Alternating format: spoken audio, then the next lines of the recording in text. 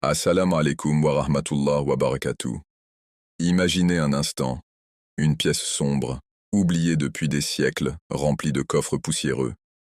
Dans l'un d'eux, on retrouve un parchemin ancien, jauni par le temps, scellé avec de la cire brisée. Ce document, tenu à l'écart des regards, contient des mots mystérieux, des lettres qui parlent d'un homme, d'un guide, d'un sauveur attendu. Et ces lettres, chuchotées à travers l'histoire, portent un nom, celui de l'imam al-Mahdi. Depuis des générations, des rumeurs courent. Certains érudits auraient écrit en secret des correspondances jamais dévoilées au grand public. Pourquoi ces écrits auraient-ils été cachés? Était-ce par peur, par prudence ou par ordre divin? Personne ne le sait avec certitude. Mais une chose est claire, ces lettres n'étaient pas destinées à tout le monde. Elles contenaient des détails trop sensibles, trop bouleversants, pour être révélés à une époque où les cœurs n'étaient peut-être pas prêts. On raconte qu'au cœur du désert, un voyageur pieux aurait trouvé un manuscrit étrange, soigneusement dissimulé dans une mosquée abandonnée. Les mots étaient énigmatiques, écrits dans un mélange de poésie et de prophétie. Ils parlaient d'événements qui secouraient le monde, d'épreuves insupportables, mais aussi d'un homme choisi, porteur d'une mission divine. Cet homme, décrit dans ces lignes, n'était autre que l'imam al-Mahdi. À travers ces récits mystérieux, on perçoit l'ombre d'un savoir caché, comme si certains savants avaient voulu transmettre un message à ceux qui viendraient en bien après eux, un avertissement silencieux, gravé dans l'encre et le papier, mais destiné aux croyants de la fin des temps. Ces lettres ne donnaient pas de date, ni de prédiction facile.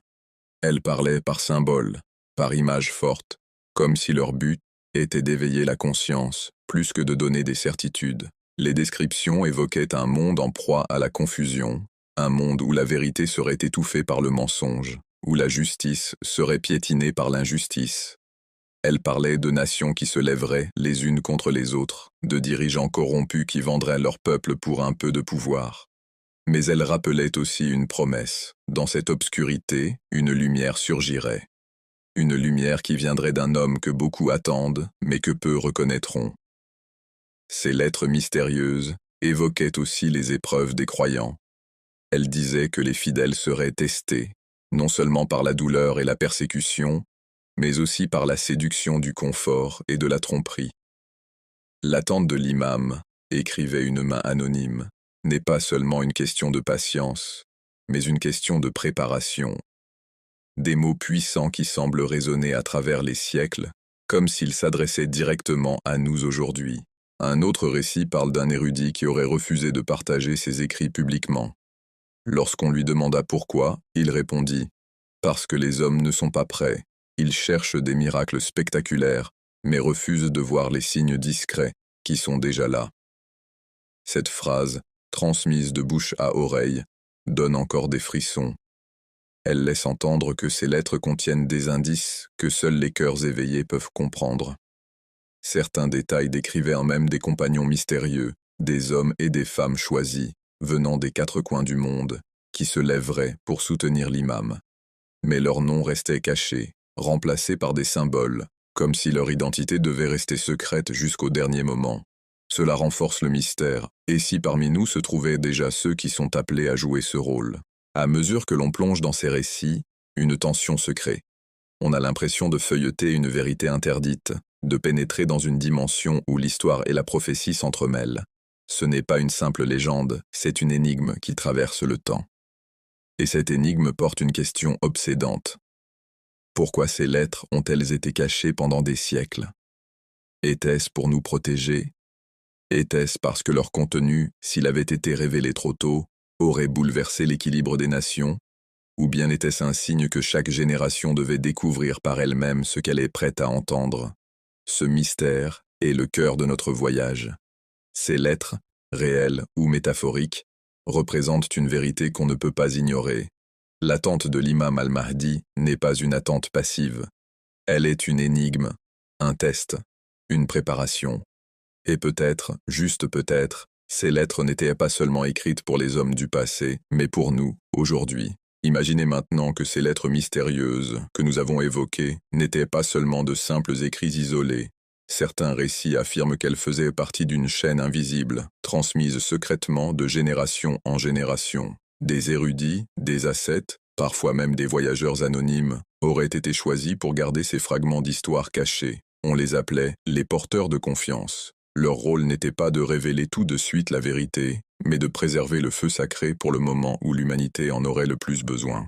Ces lettres décrivaient souvent le silence mystérieux de l'imam. Elles expliquaient que son absence apparente n'était pas un oubli ni un abandon, mais une stratégie divine. Comme le soleil caché derrière les nuages, l'imam al-Mahdi continue de donner sa lumière, même si nous ne le voyons pas directement. Un des passages les plus poignants disait « Celui qui attend, en gardant la foi, est comme celui qui se réchauffe sous la lumière invisible du soleil caché. » Cette métaphore, transmise à travers les siècles, a nourri la patience de millions de croyants. Mais elle porte aussi une énigme. Si le soleil est caché, comment reconnaître ses rayons?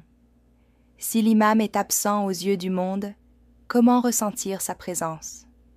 Ces questions résonnent encore aujourd'hui, dans un monde où beaucoup doutent et où la foi est mise à l'épreuve par la vitesse des événements et la confusion générale.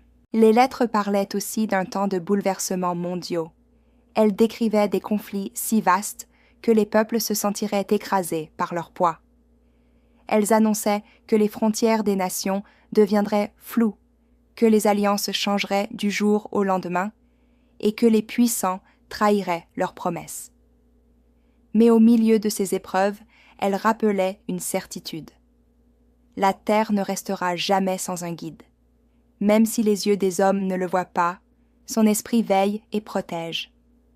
Un récit encore plus troublant rapporte l'histoire d'un savant qui, dans une vision nocturne, aurait entendu une voix lui dire « Le monde pensera être abandonné, mais c'est au moment du plus grand désespoir que le secours apparaîtra. » Ce savant, bouleversé, aurait consigné son rêve dans une lettre qu'il n'a jamais osé publier. Aujourd'hui encore, des fragments de ce texte circulent parmi certains chercheurs comme une trace fragile d'un savoir qui dépasse le temps. Ces témoignages construisent une image fascinante, celle d'un imam présent, mais voilé, comme une ombre qui traverse l'histoire sans laisser de traces visibles, mais dont la main invisible empêche le chaos total. Plusieurs érudits ont comparé cette situation à un capitaine qui dirige un navire depuis la cale, invisible aux passagers, mais indispensable pour éviter le naufrage. Un autre détail frappant de ces lettres est la description des signes de la fin. Elles ne se contentaient pas de parler de guerre ou de catastrophes naturelles.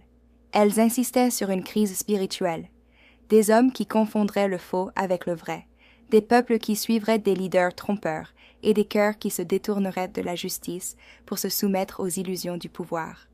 Le plus grand danger, écrivait un auteur anonyme, n'est pas l'ennemi extérieur, mais la perte de la clarté intérieure. Ces mots résonnent étrangement aujourd'hui, dans un monde où l'information circule à la vitesse de la lumière, mais où la vérité semble chaque jour plus difficile à discerner.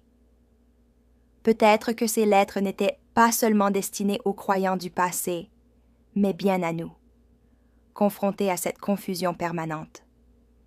Les lettres évoquaient également un petit groupe d'hommes et de femmes, appelés les sincères. Leur rôle n'était pas d'annoncer l'arrivée de l'imam, mais de préparer les cœurs, de rappeler discrètement aux autres que l'attente n'était pas vaine. Certains récits racontent qu'ils vivaient comme des gens ordinaires, se mêlant à la société, mais qu'ils portaient en eux un secret invisible. Ils étaient les gardiens de l'espérance. Leur mission, ne jamais laisser cette flamme s'éteindre, même au milieu de la tempête. Un passage bouleversant décrit leur fidélité. Ils ne cherchent pas la gloire, ni la reconnaissance. Leur victoire est dans leur patience, et leur récompense dans la rencontre qu'ils attendent avec ferveur. On peut se demander, et si ces sincères existaient encore parmi nous aujourd'hui?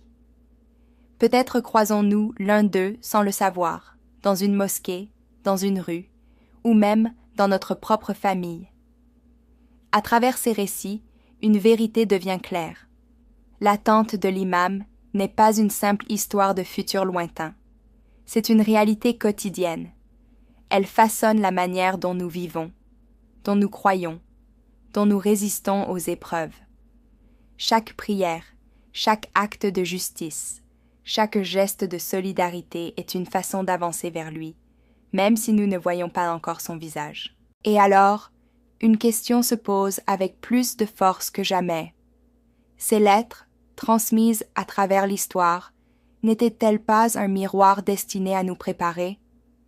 Et si chaque signe, chaque avertissement, chaque métaphore n'était pas une simple légende, mais une invitation à nous interroger, serons-nous prêts lorsque le voile se lèvera?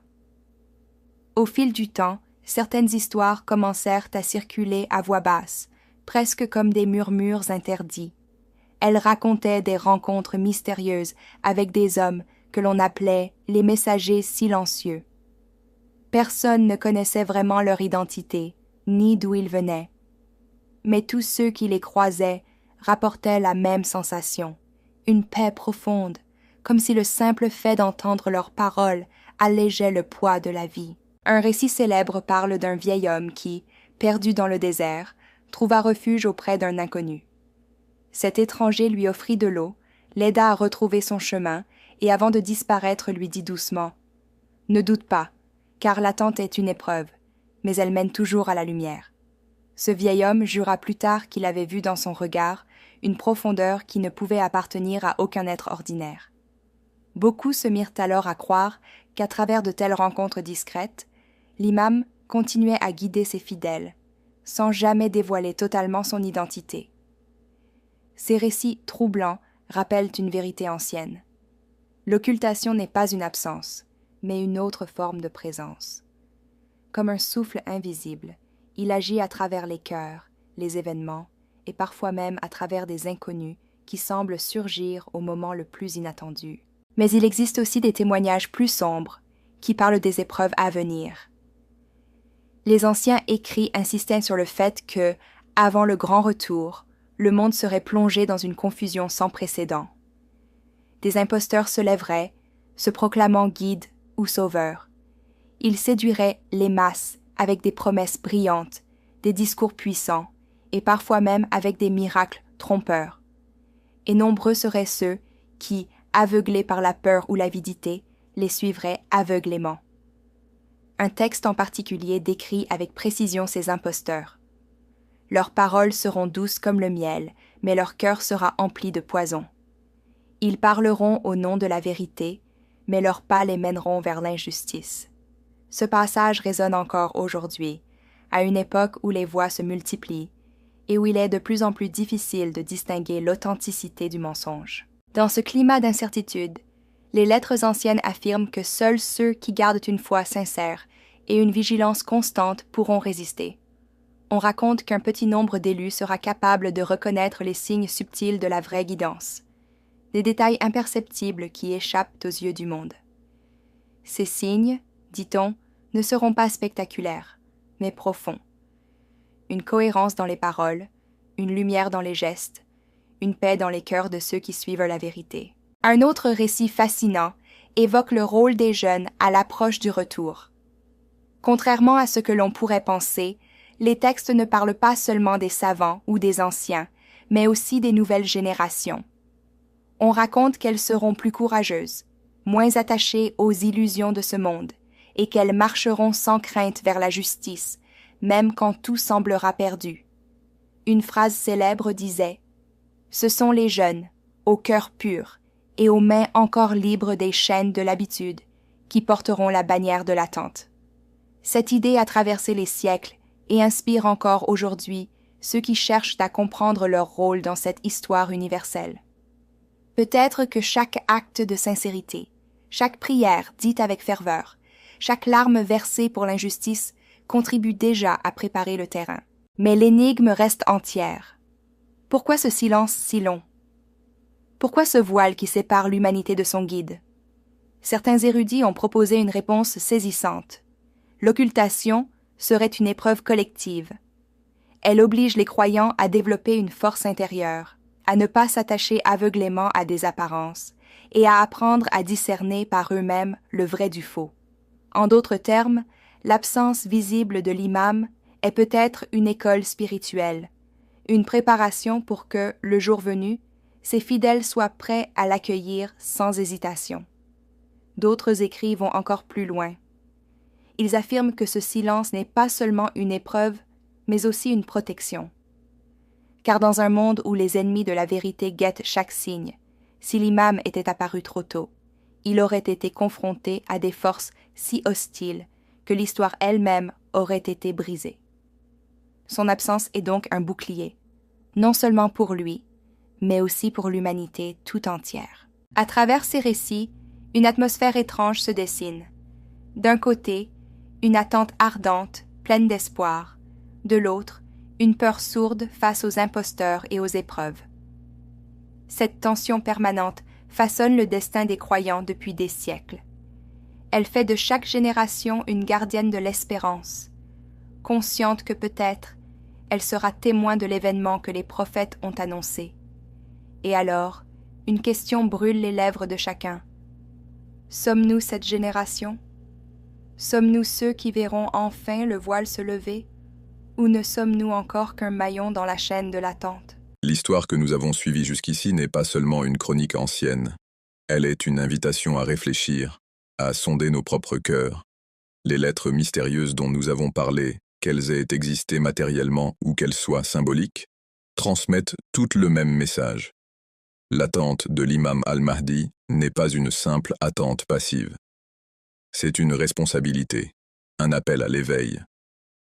Au fil des siècles, de nombreuses générations ont levé les yeux vers le ciel, espérant voir poindre l'aube de son retour. Chacune pensait être celle qui verrait enfin la promesse se réaliser. Pourtant, le temps a continué de s'écouler, et l'ombre de l'occultation a persisté. Mais ce voile n'a pas étouffé l'espérance, au contraire.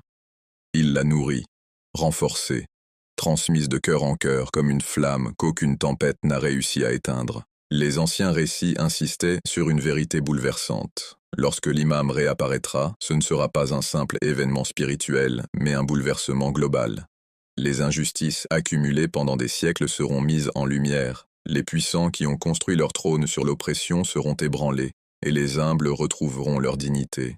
C'est pourquoi son retour est craint autant qu'il est espéré, car il signifie la fin d'un monde d'illusions et le commencement d'un monde de vérité. Un passage des écrits anciens disait « Lorsque l'étendard sera levé, il n'y aura plus de refuge pour les menteurs, ni de cachette pour les injustes, car la lumière, même minime, dissipe toujours les ténèbres. » Ce passage a traversé les siècles comme une promesse et un avertissement. Aujourd'hui, alors que nous voyons le monde s'enfoncer dans des crises sans fin, guerre, injustice, inégalité, corruption, beaucoup se demandent, sommes-nous proches de cette aube tant attendue? Certains signes semblent correspondre aux prophéties anciennes. D'autres restent encore voilés. Mais ce qui est certain, c'est que l'humanité entière vit une tension, une attente inconsciente d'un renouveau. Et c'est là que réside peut-être le secret des lettres. Elles ne voulaient pas seulement annoncer une venue, mais réveiller les consciences. Elles rappelaient que le véritable rôle des croyants n'est pas de compter les jours, mais de se préparer. Car l'imam n'apparaîtra pas seulement pour délivrer une poignée de fidèles, il viendra pour transformer le monde entier. Et ce monde, pour l'accueillir, doit être prêt. Alors, la question devient personnelle. Que faisons-nous, chacun d'entre nous, pour préparer ce moment? Est-ce que nos cœurs sont assez purs pour reconnaître la vérité lorsqu'elle se présentera? Sommes-nous prêts à abandonner nos illusions, nos conforts trompeurs, pour marcher dans le chemin de la justice, même si ce chemin est difficile? Un sage écrivait autrefois, « Le Mahdi ne viendra pas pour créer des fidèles, mais pour révéler ceux qui l'étaient déjà dans le secret de leur cœur. » Cette phrase bouleversante nous rappelle que la véritable attente se vit dans les actes, dans la sincérité de la foi, dans la constance de la prière et dans l'engagement contre toute forme d'injustice, même la plus discrète. Peut-être que ces lettres, cachées pendant des siècles, n'ont pas été écrites pour être découvertes dans une bibliothèque poussiéreuse. Peut-être qu'elles étaient destinées à être gravées dans nos âmes. Peut-être que leur secret n'est pas un texte, mais une vérité éternelle. L'imam al-Mahdi vit. Il observe, il guide en silence, et il attend que nous soyons prêts. Et si, au lieu de nous demander quand il viendra, Nous nous demandions, sommes-nous dignes de son retour? Ce renversement de perspective change tout, car il ne s'agit plus d'un futur incertain, mais d'un présent à construire. Chaque jour, chaque choix, chaque prière peut être une préparation. Chaque injustice combattue, chaque vérité défendue, chaque cœur consolé rapproche l'aube de cette rencontre. Alors, frères et sœurs, souvenons-nous, l'attente n'est pas un fardeau, c'est une mission. Les lettres secrètes ne sont pas seulement des reliques, elles sont des rappels. Et si elles nous parviennent aujourd'hui, à travers l'histoire et la mémoire collective, c'est peut-être parce que nous approchons de l'heure où elles prendront tout leur sens. Puissions-nous être parmi ceux qui reconnaîtront la lumière sans hésitation, qui répondront à l'appel sans peur, et qui marcheront aux côtés de l'imam al-Mahdi lorsque le voile sera enfin levé. Wa assalamu alaykum wa rahmatullahi wa barakatuh.